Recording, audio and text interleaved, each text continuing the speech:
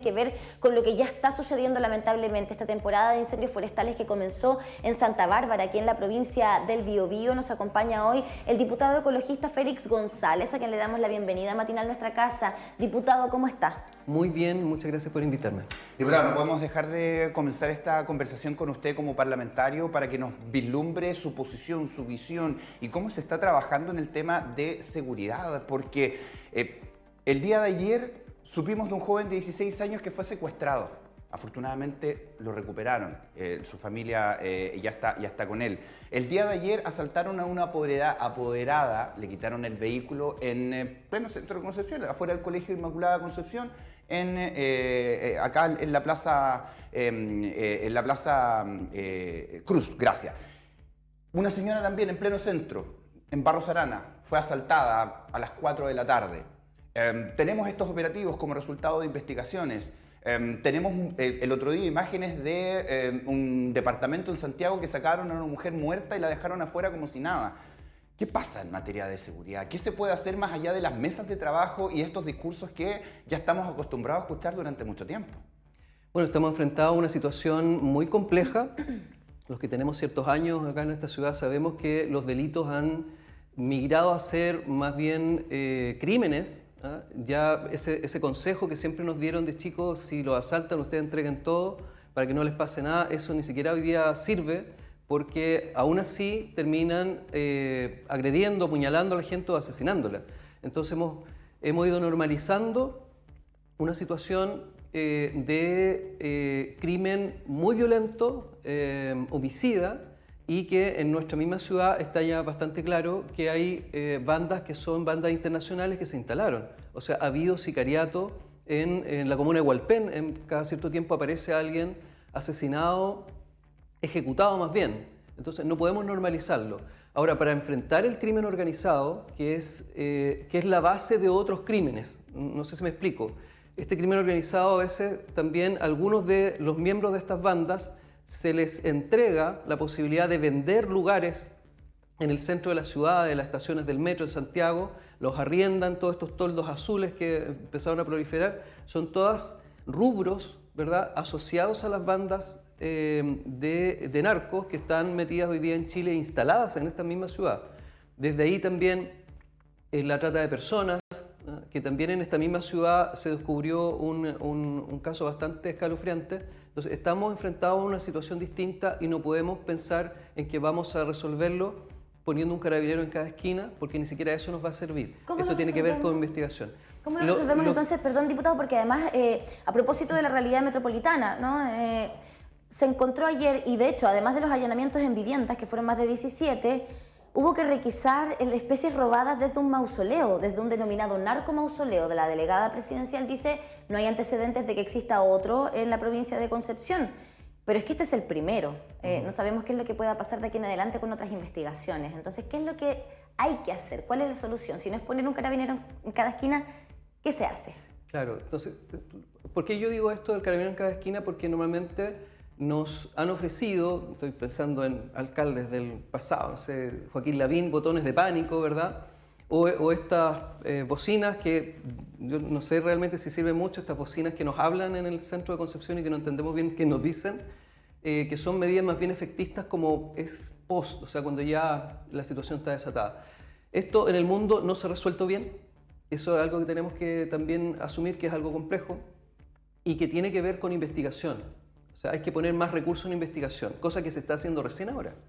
Porque si tú conversabas con la PDI hace un par de años atrás, te decían, bueno, yo he visitado los cuarteles, no tienen un espacio adecuado, a veces los computadores son unos computadores que uno se sorprende qué es lo que tienen, entonces necesitamos fortalecerlos, fortalecer la investigación y eso es fortalecer las policías, fortalecer la fiscalía y, disculpa, dos cosas importantes. Proteger a la fiscalía y proteger a los jueces. Se está planteando en otros países jueces sin rostro, porque los jueces son amenazados, los fiscales son amenazados y terminan dejándolos en libertad, como pasó en el norte. Y una propuesta nuestra, que la estamos perfeccionando y la vamos a elaborar mejor, porque es compleja de plantearla, que es eliminar o terminar con el secreto bancario. Mira lo que estoy diciendo. Porque hoy día existe un secreto bancario que ampara casos de corrupción en la política, casos de corrupción en las Fuerzas Armadas, y todos estos crímenes, el 99% de ellos tienen que ver con dineros. Si nosotros somos capaces de decir, dejemos de lado algunas libertades, pongamos un estado de excepción, ¿no? Dejar de lado, porque hay que hacer un esfuerzo, un sacrificio. Bueno, dejemos de lado el secreto bancario. Y eso nos va a permitir ponerle la cancha muy, muy difícil a quienes están teniendo hoy día en sus cuentas dineros ilegales, Sí, ya sea de pequeños delitos o de grandes delitos. Es fundamental eso, sin duda, pero el ciudadano de a pie se siente indefenso y ahí le quiero preguntar el rol de los parlamentarios y el mea culpa de los parlamentarios, porque podemos tener una policía con la mejor tecnología del mundo, podemos tener a fiscales sin rostro, pero lamentablemente las legislaciones que hacen nuestros parlamentarios muchas veces no son ad hoc. Hemos tenido nosotros aquí conversaciones con familiares de víctimas de delitos violentos y básicamente dicen que nosotros no tenemos ninguna protección. Esta nueva legislación protege más a los delincuentes que a las víctimas. Entonces esa sensación de impunidad que hay en las calles es terrible. Ayer tenía la oportunidad de hablar con esta directora que representaba a la mamá que fue asaltada mientras esperaba a su hija y le quitaron el auto con pistola. A la señora que fue asaltada en el centro. La impunidad con la que actúan, menores de edad incluso. ¿Cuál es el mea culpa que hacen los parlamentarios también con las leyes que muchas veces no les alcanza a los jueces para dar penas como corresponden? A ver, todos estos delitos son delitos y tienen penas muy altas. No hay un problema en la pena, hay un problema en la ejecución de las políticas públicas que tienen que ver con la vigilancia, por un lado, efectivamente, pero también con la persecución penal. Porque las leyes existen, matar es un delito, ¿no? Sin embargo, cuando llega a la Fiscalía, llega normalmente con pruebas insuficientes. Y ahí es donde tenemos un problema. Y no es que la Fiscalía sea ineficiente, es que la Fiscalía necesita más herramientas. Yo he conversado con el alto mando de la PDI y si bien se puede levantar el secreto bancario en ciertas, voy a volver a eso porque es importante, en ciertas situaciones ellos cuando llegan la plata ya está en otro lado. ¿Sí? Entonces, ¿por qué cayó Al Capone? ¿Cayó por homicidio? No, cayó por delitos tributarios, por plata. Entonces hay que seguir el dinero. Igual con lo que pasa en la provincia de Arauco, con el robo de madera, lo que ha tenido resultado es seguir el dinero. ¿Cierto? Entonces necesitamos ponernos, hacer sacrificios grandes, cambios estructurales, si no vamos a seguir eternamente en lo mismo porque otros países han fracasado. Pero este elemento de eliminar el secreto bancario en un momento del país en que está todo digitalizado, que tú podrías seguirlo, resulta que los bancos tienen prohibición de entregar la información y podrías descubrir todos estos fraudes el de Vitacura, por ejemplo, con dinero puesto en las paredes, todo eso pasó por los bancos. Entonces necesitamos medidas extraordinarias que tienen que ver con investigación, no con alguien en la esquina, no sé si me explico. Hace varios años atrás ya que sonaba la ruta del dinero relacionado a los delitos de robo de madera, diputado, pero por temas de tiempo, por supuesto, vamos a pasar a otro tema que también es muy importante, además del de la seguridad. Por supuesto ahora, la temporada de primavera, verano, altas temperaturas, mucho viento además que hemos tenido por estos días en la región del Biobío y un incendio que ya ha consumido más de 2.400 hectáreas, lamentablemente en Santa Bárbara, con alerta amarilla decretada justamente para el sector. La ley corta de incendios que se aprobó ayer nada más. Cuéntenos un poco porque usted justamente es el autor de este proyecto de ley que espera avance rápidamente. Sí, bueno, hay que decir que se aprobó en general en la Comisión de Vivienda. Falta que se vote en particular, que pase a la sala, que se apruebe y luego se va al Senado.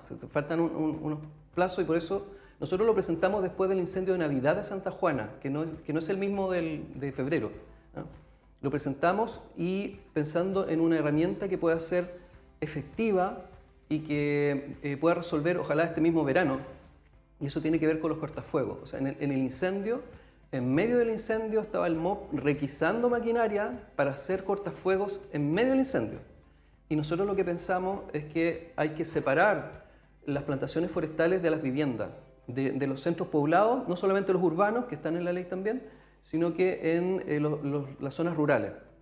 Y el proyecto es bastante simple de prohibir que se siga plantando las zonas urbanas, pero además una herramienta, una atribución para los municipios para obligar a hacer cortafuegos.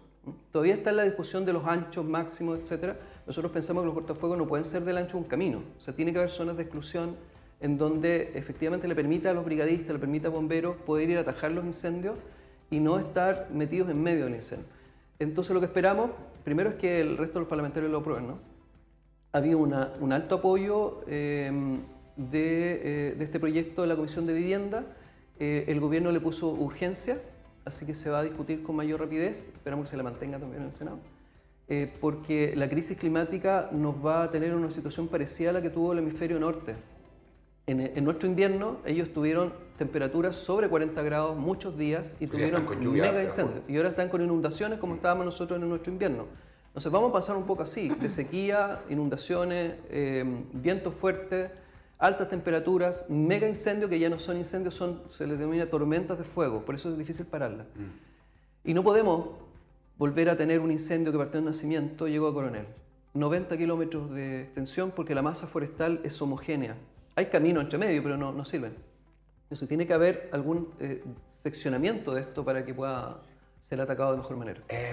Tenemos también paralelamente una ley que propone el gobierno, que entre ellos está el tema de los terrenos, que dicen de las quemas, que hay un negocio por parte de las inmobiliarias, pero cómo también, además de fiscalizar, y ahí le quiero preguntar por el rol fiscalizador de los parlamentarios, porque entiendo que hay oficios, particularmente con incendios acá en la región particularmente, que todavía ni siquiera se han respondido, que ustedes han pedido, de qué se está haciendo. ¿Cómo se va a fiscalizar? ¿Quién va a pagar todo esto? Porque al leer una ley debe haber ejecución, pero también fiscalización, y eso requiere recursos. Así es, y nosotros presentamos oficios para conocer el gasto que se hizo en estado de excepción. Porque en estado de excepción tú no necesitas licitar. Y dentro de esos gastos está el de urbanismo social, que hoy día está investigado por la Fiscalía. Nosotros pedimos esos gastos. Y nos dijeron que en agosto iba a haber una auditoría y que nos iban a entregar cuánto costó los mega incendios en la región del Biobío, y esa información no la han entregado. Nos la debe el Ministerio del Interior. Y por lo mismo sabemos que además de todo el sufrimiento de las personas fallecidas, o sea, no hay que olvidarse acá que gente murió por los incendios. Las pérdidas de vivienda, las pérdidas de animales de granja y todo el sufrimiento también de animales mascotas, ¿cierto? Hubo un gasto público enorme de transferencia a bomberos, a municipios, Senapred, el costo de quienes vinieron de otros países, también el Estado puso dinero. Es un costo muy gigante, sin considerar el 500.000 de hectáreas que se perdió, o sea, los mismos forestales perdieron. Así que estas medidas, que son esta ley corta que es como de emergencia, es para tener una herramienta rápida de separar las viviendas de las plantaciones forestales, separar las carreteras y las torres de alta tensión de las plantaciones forestales. Pero hay una ley larga del gobierno que nosotros la revisamos y estamos de acuerdo, se mete en muchas cosas complejas como los planes de manejo, es como meterse con los derechos de agua, va a ser una discusión larga. Y por lo mismo le dijimos al gobierno, que presentó recién el proyecto, porque nosotros hablamos con ellos en marzo, predicamos este proyecto de ley corta. Nos dijeron, no, espérense porque viene un proyecto súper bueno. Bueno, llegó el proyecto, está súper bueno, pero se va a demorar 3 años en ser ejecutado porque... ¿Y de quién va a ser la responsabilidad de los cortafuegos en su ley corta? Los municipios van a poder determinar los lugares donde no puede haber plantación. Entonces, ese es el proyecto original. Luego va a haber indicaciones, probablemente puede cambiar un poco. Los grandes propietarios, las forestales, tendrán que salir a cosechar. ¿Ya? No es un gran costo cosechar, ellos van a cosechar y van a vender, ¿no? Y a los pequeños propietarios lo que le hemos pedido al gobierno es que ponga recursos para que a través de los municipios salgan a hacer estos cortafuegos y se les pague a los pequeños propietarios porque pueda haber una cosecha a destiempo, ¿no? Pero con recursos para los municipios para poder hacerlo. Con recursos para el municipio para poder hacerlo. Entonces nos dicen, oye, pero los municipios no tienen dinero y el gobierno les va a tener que... Bueno, pero si el gobierno puso mucha plata para el incendio igual, esto va a costar dinero, sí o sí, ¿lo hagamos o no lo hagamos? Y va a ser infinitamente más barato salir a cosechar, que todo el gasto que se hizo es enorme. Las aeronaves, 1 hora de helicóptero y teníamos como 60 helicópteros en la región. Entonces es un gasto gigante para el país, que todavía no nos dicen cuánto es, pero sabemos que es gigante, y hacer los cortafuegos de verdad va a ser comparativamente ridículo el costo. Esto va a ser una inversión. En el fondo, es una visión anticipada, sí, de prevención, exacto, ¿cierto? Que uno siempre lo traduce en invertir para no tener que después curar y pagar tanto, ¿cierto? Sí. En poder contener estos incendios que lamentablemente son incontenibles. Ahora, diputado, usted mencionaba algo clave, que es que aquí las forestales también perdieron mucho, y no puedo dejar pasar la oportunidad de preguntarle por lo que está sucediendo con Empresas Arauco. Sí. Los despidos para los trabajadores forestales, despidos injustificados. Gremios también ya se han manifestado en torno a lo que está sucediendo. Desde la empresa justamente señalan y apuntan a los incendios forestales y el manejo de gobierno luego de los incendios para la crisis que dicen estar atravesando. ¿Cuál es su visión también como diputado ecologista y de la zona? Sí, no puedo no hacer un análisis más de fondo. Lo de fondo es que la región, nuestros antepasados, apostaron por un modelo forestal que ya no resiste. O sea, un modelo forestal de plantar en todos lados y sin áreas de exclusión, de manera que el incendio pasó, ¿no?, como digo, 90 kilómetros y arrasó en las 3 regiones medio millón de hectáreas.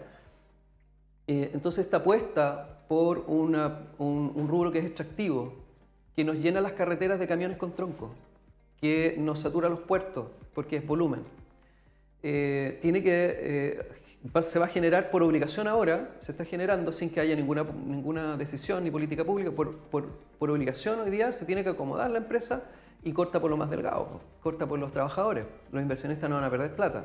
Entonces este modelo forestal tiene que modificarse.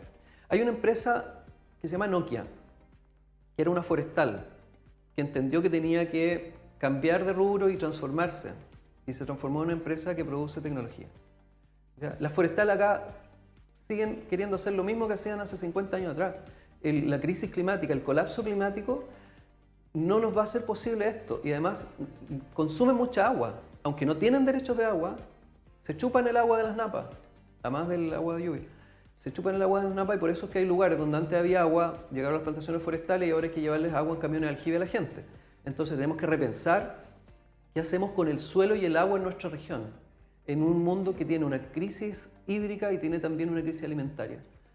Entonces yo haría el llamado a que también el país, no dejemos que la industria forestal tome decisiones tan unilaterales. Además, nosotros desde el movimiento ecologista, es como fome ahora decir, se lo dijimos, pero porque hay gente cesante en este momento, que era una mala apuesta, porque además el papel en el mundo está haciendo, porque para hacer celulosa, el papel cada vez se consume menos, entonces no parecía una buena apuesta generar todo un conflicto ambiental, todo un conflicto social, llenarnos de pinos, ¿cierto?, proyectarnos que vamos a tener más pinos que antes.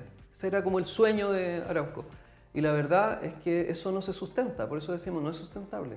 No es que les deseemos para bien o para mal, sino que es constatar la realidad y decirles, miren, para que la región se desarrolle, tenemos que adecuarnos a la crisis climática. Y para eso tenemos que cuidar el suelo, el agua, y tenemos que protegernos de los incendios forestales, de las inundaciones, de la sequía y de la falta de alimentos. Si alguien cree que esto no le toca, porque no se le quemó la casa ni se le inundó, vaya a comprar papas y vea que la crisis climática es real y nos tiene hoy día en un problema bastante serio. Y frente a todo este análisis que nos has hecho, ¿a favor o en contra del nuevo proceso constituyente, del borrador de la nueva constitución? Yo voté en contra del proceso porque está secuestrado por los expertos, independiente que tampoco me gustaron los que salieron electos en los 50 electos, pero los expertos que están designados por los partidos que firmaron, ¿cierto? Y ni siquiera todos los partidos, el mío no. Es un proceso que se viste democrático porque hubo una elección, pero en realidad está súper controlado por partidos. Entonces, desde el origen, este proceso nuevo, yo voté a favor del anterior.